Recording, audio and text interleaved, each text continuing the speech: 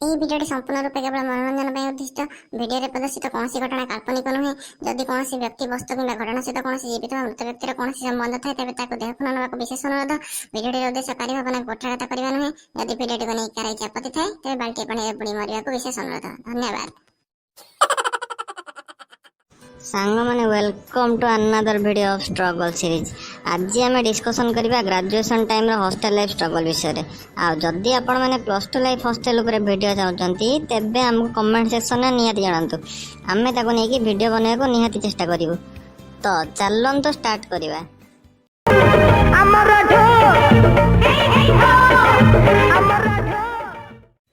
Hostel ନା ଏଠି ସକାଳୁ ସକାଳୁ ଉଠିବା ପାଇଁ ତମ ମା ଥାଏ, ନା ଟିକେ ଟିକେ ଭୁଲରେ ଗାଳି କରିବା ପାଇଁ ତମ ବାପା, ନା ହିଁ ଥାନ୍ତି ଦିନ ସାରା ତମ ପଛରେ ଲାଗିକି ତମକୁ ବିରକ୍ତ କରିବା ବେଳେ ତମ ଭାଇ ଭଉଣୀ। ସୋ ବେସିକାଲି ତମେ ଏଠି ତମ ନିଜ ମର୍ଜିର ମାଲିକ। ହଉ, ଏତିକି ସୁଖକୁ ଗୋଟେ ସାଇଡରେ ରଖିଦେଇକି ଚାଲନ୍ତୁ ବର୍ତ୍ତମାନ ଯିବା ଷ୍ଟ୍ରଗଲ୍ ଉପରକୁ। ହଁ, ଆଉ ଲାଷ୍ଟକୁ କନକ୍ଲୁଜନ୍ ଆଉ ଗୋଟେ ବୋନସ୍ ପଏଣ୍ଟ ଆଡ୍ ହେଇଛି, ସେଇଟାକୁ ଦେଖିବା ଜମା ଭୁଲିବେନି। ଦେଖ, ବାଇ ଡିଫଲ୍ଟ ଲ ଅଫ୍ ହଷ୍ଟେଲରେ ତମେ ଯଦି ସବୁଠୁ ଜୁନିୟର ବ୍ୟାଚ୍ ହେଇକି ହଷ୍ଟେଲରେ ଜଏନ୍ କରିଛ ତାହେଲେ ତମକୁ ଏମିତିଆ ରୁମ୍ଟେ ମିଳିବ ଯୋଉଟାକୁ କି ହଷ୍ଟେଲଙ୍କ ଭାଷାରେ ଗୁହାଳ ବୋଲି କୁହାଯାଏ। ନା ସେ ରୁମ୍ରେ ଭଲ ଲାଇଟିଂ ଥିବ, ନା ଭଲ ଏୟାର କଣ୍ଡିସନ୍ ଥିବ। ଏୟାର କଣ୍ଡିସନ୍ ତ କହିବା ଠିକ୍ ହବନି, ପବନ ହେଲେ ଟିକେ ବାଜୁନଥିବ। ଆଉ ଖଟଟା ତମକୁ ଏମିତି ମିଳିଥିବ, ତମେ ଯଦି ଖଟରେ ଶୋଇକି ଟିକେ ଭିଡ଼ି ମୋଡ଼ି ହେଲ କି କଡ଼ଟା ଲେଉଟେଇ ଦେଲ ତାହେଲେ ସେଟା ଲିଟରାଲି ସଙ୍ଗୀତର ସାତ ସୁରଭା ଛାଡ଼ୁଥିବ। ଫାଷ୍ଟ ଦିନ ରାତିରେ ତମେ ଯେମିତି ସେମିତି ହେଇକି ଦେହରୁ ଝାଳ ଆଉ ଆଖିରୁ ଲୁହ ବୋହିକି ଘର ଲୋକ ଆଉ ତମ ଘରର ପର୍ସନାଲାଇଜ୍ ଏସି ରୁମ୍ଟାକୁ ଭାରି ମିସ୍ କରିବ। ଆଉ ୟା ଭିତରେ ମାସଟେ ପୁରିବାକୁ ବସିଥିବ, ଯୋଉ ହଷ୍ଟେଲ ମାଲିକ ତମ ବାପ ଧନ କହିକି ହଷ୍ଟେଲରେ ପୁରେଇଥିବ, ମାସେ ପୁରିଲା ପରେ ତମକୁ କିଛି ଏମିତିଆ ଶୁଣିବାକୁ ମିଳିବ। ଆରେ ମାଦିଆ, ଘର ଭଡ଼ା କେବେ ଦବୁ କିରେ? ହଁ ମଉସା, ଦେଇଦେବି। କେବେ ଦବୁ କହୁନୁ? 10 ଦିନ ହେଲାଣି ଦବୁ କହୁଛୁ ପରା। ମଉସା, ଆଜି ପରା ମାସର 2 ତାରିଖ। ନାଇଁ, ସେଟା ପଛେ ମାସର 2 ତାରିଖ ହେଇଥାଉ, ବୁଢ଼ା କହିଲା 10 ଦିନ ମାନେ 10 ଦିନ। ଆଉ ଯଦି ତମେ ଠିକ୍ ତା ପରଦିନ ପଇସାଟା ନେଇକି ବୁଢ଼ାକୁ ନଦେଲ, ତମ ପାଖରେ 2ଟା ଅପସନ୍ ଅଛି।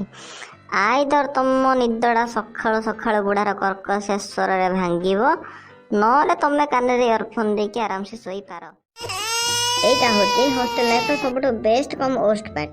ଦେଖ, ତମେ ଯେବେ ନୂଆ ହଷ୍ଟେଲ ଜଏନ୍ କରିବ, ଫାଷ୍ଟ ସପ୍ତାହ ମାନେ 7 ଦିନ ତମକୁ ଏମିତି ଖାଇବାକୁ ମିଳିବ ଯେ ଯଦି ତମେ ମୋ ଭଳିଆ ଗୋଟେ ଆଭରେଜ ମିଡିଲ୍ କ୍ଲାସ୍ ଫ୍ୟାମିଲିରୁ ବିଲଙ୍ଗ କରୁଥାଅ ତାହେଲେ ତମକୁ ଲାଗିବ ତମେ ପୁରା ସ୍ୱର୍ଗପୁରରେ ପହଞ୍ଚିଗଲ। ଆଇଟମ୍ କିଛି ସବୁ ଥିବ ଏମିତିଆ: ବିରିୟାନୀ, ଚିଲି ଚିକେନ୍, ଚିଲି କୋବି, chilli paneer, mushroom, manchurian, chow mein, roll, ଦହି ବୁନ୍ଦି, ଆଳୁ ପରଟା ଏକ୍ସେଟ୍ରା ଏକ୍ସେଟ୍ରା। ହେଲେ ଏଇଟା ଥିବ ତମ ପାଇଁ ଜାଲ ଦ ଟ୍ରାପ୍। ଆଉ ଥରେ ତମେ ଯଦି ଏ ଟ୍ରାପ୍ରେ ପଡ଼ିକି ହଷ୍ଟେଲ ରହିବାର ମାଇଣ୍ଡ ଫିକ୍ସ କରିଦେଲ ତାହେଲେ କଥା ସଇଲା। ଠିକ୍ ସପ୍ତାହେ ପରେ ତମେ ଖାଇବ ଅସଲି ହଷ୍ଟେଲ ଖାଦ୍ୟ: ପେଜୁଆ ଭାତ, ପାଣିଆ ଡାଲି, ଦରସେକା ରୁଟି, ପୋଡ଼ା ରୁଟି, ଢିଲା ଇଟିଲି। ଆଉ ଖାଇବା କମ୍ପ୍ଲେନ୍ ନେଇକି ତମେ ଯଦି ରୋଷେଇ ବାରେ ପହଞ୍ଚିଲ ତାହେଲେ ତମକୁ କିଛି ଶୁଣିବାକୁ ମିଳିବ ଏମିତି: ଭାଇନା ଆଜି ରୁଟିଟା ଭଲସେ ସେକି ହେଇନଥିଲା। ତୋ ଇଚ୍ଛା ହେଲେ ଖାଇଲେ ଖା, ନହେଲେ ଫିଙ୍କିଦେ। ଏଇଟା ତମ ଘର ନୁହଁ ଯେ ମୁଁ ତତେ ଠ ଭଳିଆ ରୁଟି କରିଦେବି, ବୁଝିଲୁ? ଆଉ ତା ଭିତରେ ଯଦି ଦିନେ ରୋଷେଇଆ ନ ଆସିଲା କି ମଦ ପିକି ଗଡ଼ିଲା, କଥା ଶେଷ। ଆଇଦର ତମେ ନିଜେ ରୋଷେଇ କରିକି ଖାଅ, ନହେଲେ ଉପାସ ଶୁଅ। ଦେଖ ସାଙ୍ଗମାନେ, ଏମାନେ ହେଉଛନ୍ତି ତମ ହଷ୍ଟେଲ ଲାଇଫ୍ର ସବୁଠାରୁ ଇମ୍ପୋର୍ଟାଣ୍ଟ ପାର୍ଟ। ସୋ ଏଇ ପାର୍ଟଟା ଟିକେ ମନ ଧ୍ୟାନ ଦେଇକି ଶୁଣିବ। ତ ଷ୍ଟାର୍ଟ କରିବା ଇଣ୍ଟ୍ରୋଡକ୍ସନ୍ ଇଭେଣ୍ଟରୁ। ଏଇ ଇଭେଣ୍ଟଟା ବେସିକାଲି ତମେ ହଷ୍ଟେଲ ଜଏନ୍ କରିବାର ଫାଷ୍ଟ ଡେ ସନ୍ଧ୍ୟାରୁ ଷ୍ଟାର୍ଟ ହେଇକି 2 ମାସ ପର୍ଯ୍ୟନ୍ତ କଣ୍ଟିନ୍ୟୁଅସଲି ଚାଲିବ। ଏହାର ଡେମୋ କିଛି ଥିବ ଏଇଭଳିଆ: ତମେ ତମର ଇଣ୍ଟ୍ରୋଡକ୍ସନ୍ ସବୁ ଦେଲ। ଭାଇ, ମୋ ନାଁ ହଉଛି ରଘୁ ଆଉ ମୋ ବାପା ନାଁ ହଉଛି ମଧୁଆ। ଆବେ ତୋ ବାପା କଣ ମୋ ସାଙ୍ଗ? ବାପା ନାଁ ଆଗରେ ମିଷ୍ଟର ଲଗଉନୁ। ଏ ତୁ ହସୁଛୁ କିରେ? ମୁଁ ତ ଜୋକର ଭଳି ଦେଖାଯାଉଛି। ନାଇଁ ଭାଇ, ଭୁଲ ହେଲା ଭାଇ। ଭୁଲ ନୁହଁ, ତୁ ରେଳକୁ ପଣିକିଆ ମଗା। ସେଟା କେମିତିଆ ଭାଇ? ଦେଖ, ଏମିତି ଗାଇବୁ: ରେଳ କେ ରେଳ, ରେଳ ଦୁଗୁଣେ ରେଳ ରେଳ, ଏମିତି କରିକି 10 ବେଳ ଯାଏଁ ପଣିକିଆ ଡାକେ।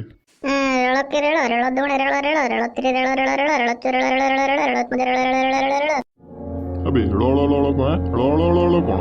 ତୁ ପୁରା 10 ଯାକ ପଣିକିଆ ଡାକିବୁ, ତାପରେ ଏଠୁ ରୁମକୁ ଯିବୁ, ବୁଝିଲୁ? ଆଉ ଏତିକି ସବୁ ସରିଲା ପରେ ତମକୁ ହଷ୍ଟେଲ ରୁଲ୍ସ ଆଉ ରେଗୁଲେସନ ନାଁରେ ଜବରଦସ୍ତି ସକାଳ 5ଟାରୁ ଉଠେଇକି ଲାଟିନ୍ ଆଉ ଗାଧୁଆ କାମଟା ସାରିବାକୁ କହିବେ। କାରଣ ସେମାନେ ଉଠିଲା ବେଳକୁ ତମର ବାଥରୁମଟା ଯେମିତି ପୁରା ଫାଙ୍କା ଥିବ। କମନ ସେନ୍ସ ଟିକେ ଦେଖ।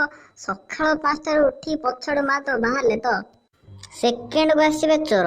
ଏଠି ତମେ ଏମିତି କାଟାଗୋରୀର ଚୋର ସବୁ ଦେଖିବ ତମ ଜୀବନ କାଳ ଭିତରେ ତମେ କେବେ ଦେଖିନଥିବ କି ଶୁଣିନଥିବ। ସେ କାଟାଗୋରୀ ସବୁ ହେଲା ଏମିତିଆ: ପେଷ୍ଟ ଚୋର, ଚପଲ ଚୋର, ବିସ୍କୁଟ ମିକ୍ସଚର ଚୋର, ବାଲ୍ଟି ଚୋର। ବିଶ୍ୱାସ କରିବାନି ତମ ଚଡ଼ି ଗଞ୍ଜି ବି ଲାଷ୍ଟକୁ ଏମାନେ ଛାଡ଼ିବେନି। ତାପରେ ଆସିବା ବାର୍ଥଡେ ସେଲିବ୍ରେସନ ଉପରକୁ। ଏଠି ବାର୍ଥଡେ ସେଲିବ୍ରେସନ ଟିକେ ଅଲଗା। ଦେଖ, ଘର ବାର୍ଥଡେ ଆଉ ହଷ୍ଟେଲ ବାର୍ଥଡେ ଭିତରେ ଆକାଶ ପାତାଳ ଫରକ। ମୋ ମାନିବାରେ ଘର ବାର୍ଥଡେ ଠୁ ହଷ୍ଟେଲ ବାର୍ଥଡେ ଟା ବହୁତ ଗୁଣରେ ଭଲ। ଏଠି ବି ଧୁମଧାମରେ ସେଲିବ୍ରେଟ ହୁଏ, କେକ୍ ଆସେ, ସମସ୍ତେ ଖାଆନ୍ତି, ହେଲେ ବାର୍ଥଡେ ବୟକୁ ଛାଡ଼ିକି। ଆଉ ସିଏ ଖାଏ କଣ? କୁର୍ଛତ୍ରିଆ ମାଡ। ଏମିତିଆ ମାଡ ସେ ତା ଜିନ୍ଦଗିରେ କେବେ ଖାଇନଥିବ। ଦେଖେ, କନକ୍ଲୁଜନ ଟା ଏଇଆ କହିବି ଯେ ହଷ୍ଟେଲ ଲାଇଫ ଟା ଯେତେ ଷ୍ଟ୍ରଗଲ୍ସରେ ଭରପୁର ହେଲେ ବି ଏଇଟା ତମକୁ ଲାଇଫରେ ବହୁତ ଜିନିଷ ଶିଖେଇବାରେ ହେଲ୍ପ କରିବ।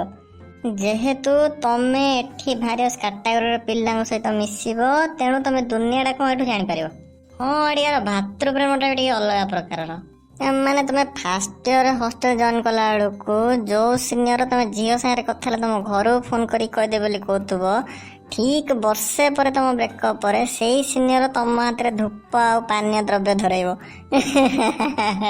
ଆଉ ତମର ଛୋଟ ମୋଟ ଦେହ ଖରାପଠୁ ଆରମ୍ଭ କରିକି ତମ ବଡ ବଡ କେସ୍ କର, ଏମାନେ ତମ ସାଙ୍ଗରେ ସବୁବେଳେ ଥିବେ।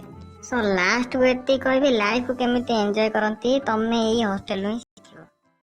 ସାଙ୍ଗମାନେ, ଆଜିର ଭିଡିଓରେ ଏତିକି। ପୁଣି ଦେଖାହବା ନେକ୍ସଟ ଭିଡିଓରେ। ସେ ପର୍ଯ୍ୟନ୍ତ ଘରେ ରୁହନ୍ତୁ, ସତର୍କ ରୁହନ୍ତୁ ଆଉ ସୁରକ୍ଷିତ ରୁହନ୍ତୁ। ଆଉ ଯଦି ଭିଡିଓଟି ଭଲ ଲାଗିଥାଏ ତାହେଲେ ଭିଡିଓରେ ଲାଇକ୍ କରିଦିଅନ୍ତୁ ଆଉ ଭିଡିଓଟିକୁ ସେୟାର କରିଦିଅନ୍ତୁ। ଆଉ ଚ୍ୟାନେଲରେ ନୂଆ ହେଇଥିଲେ ଚ୍ୟାନେଲକୁ ସବସ୍କ୍ରାଇବ କରିଦିଅନ୍ତୁ।